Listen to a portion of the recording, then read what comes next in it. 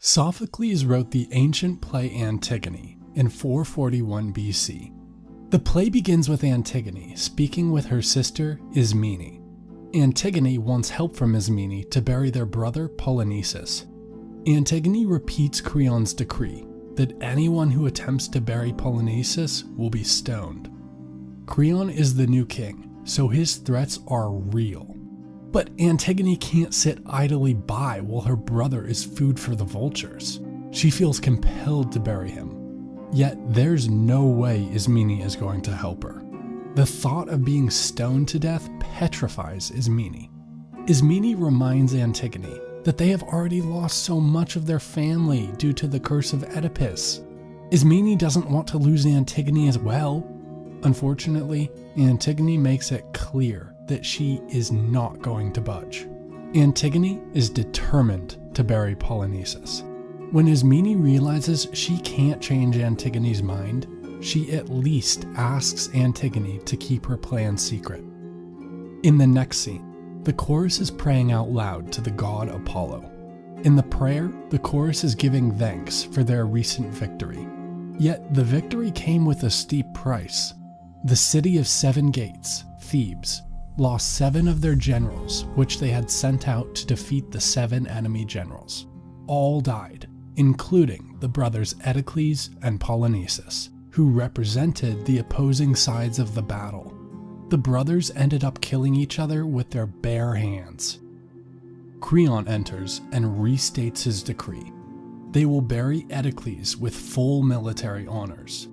Meanwhile, they will leave Polynices' body out to rot. No one is to bury or grieve for the traitor Polynices. Then, Creon asks the chorus to follow his orders, but they ask that younger men carry out the task. Creon states that isn't an issue, as soldiers are already guarding the body. Then a guard runs into the room. He states that someone has performed a burial of Polynices' body. Unfortunately for the guard, he didn't see who did it.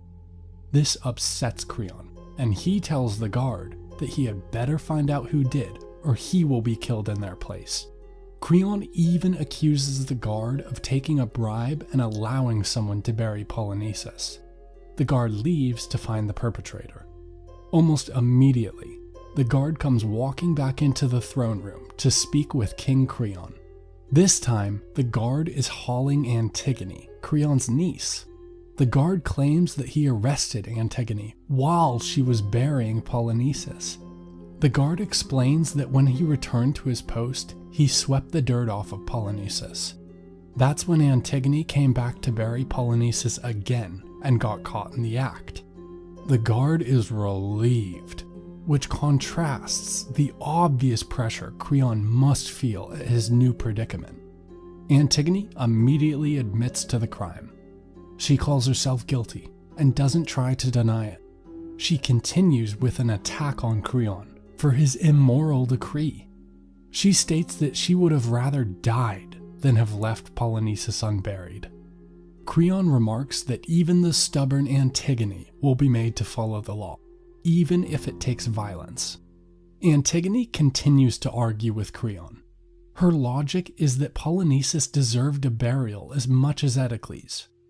She says that Polynices' actions in life should have no bearing on how his remains are treated. Meanwhile, Creon argues that by honoring Polynices, Antigone dishonors Oedipus. Ismene comes into the room and is questioned by Creon. Creon wants to know if Ismene helped Antigone in her treasonous crime.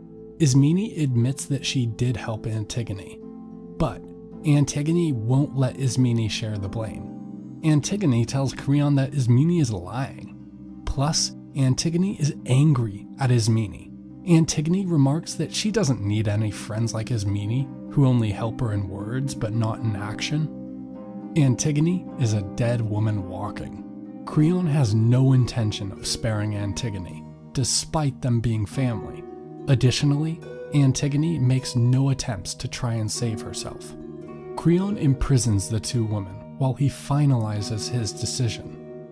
Haemon, Creon's son, and Antigone's fiancé at first agrees to defer to Creon's decision. Yet, Haemon does make a case for Antigone. Haemon states that there is a growing sentiment amongst the population that Antigone does not deserve to die. Her convictions to bury her brother were noble. The chorus weighs in and advises Creon to heed Haemon's warning. Unfortunately, the discussion devolves into a shouting match after Creon questions Haemon's character. Creon reasons that Haemon is a fool to defend a traitor. Haemon asks what will be the fate of Antigone, and Creon explains her punishment. Antigone is to be sealed in a cave and starved to death. Tiresias the seer comes in and tries to talk some sense into Creon. Tiresias claims that Creon is making a huge mistake. His biggest mistake is his incapability to admit that he was wrong to not bury Polynices. After the seer leaves, the chorus advises Creon to take Tiresias seriously. According to the chorus, the seer has never been wrong before. The chorus suggests Creon release Antigone and then bury Polynices. Creon finally agrees and leaves to free Antigone. Unfortunately, a messenger comes in and informs the chorus that Antigone and Haemon are both dead. Haemon, frustrated at Creon's decision, took his own life. Eurydice, the queen of Thebes, comes in when she overhears the messenger. She's stunned and asks the messenger to repeat his message. The messenger says that Haemon found his love, Antigone, strangled by a rope. Haemon got extremely upset. He tried to kill his father, but then turned his sword on himself. When Creon returns to the palace, we learn that Eurydice has also killed herself. The messenger tells Creon that before Eurydice committed suicide, she cursed Creon for having taken away her only son. Creon can't believe what has happened. He admits that he is responsible for the death of his son and his wife.